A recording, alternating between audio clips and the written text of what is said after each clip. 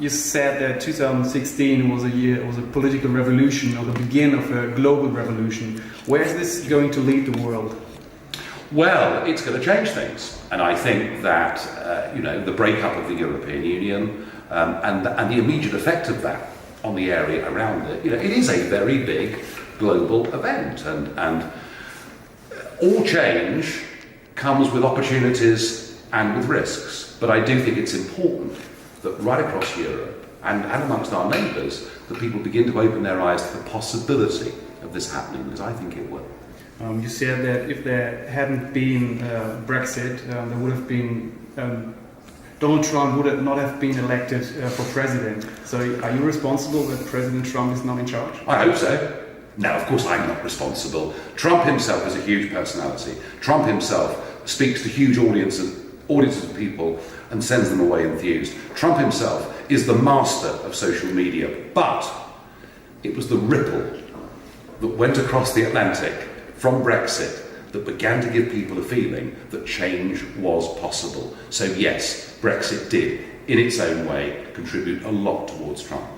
How do you say the criticism, is the Trump criticism fair? No, it's over the top. I mean, he literally is despised by a whole set of media outlets in America who were not prepared to give him an even break. And when Jimmy Carter, former Democrat president, age 93, says never in his life has he seen the media being so unfair to a president, I think that's worth listening to. Has he changed the world so far? He's woken us up to North Korea. He's shown the Muslim world that there is possibility of genuine cooperation between us. And he sent a message out, which is the nation state is back. Yeah, he's changing things. How would you assess the role of the internet regarding Brexit and Trump?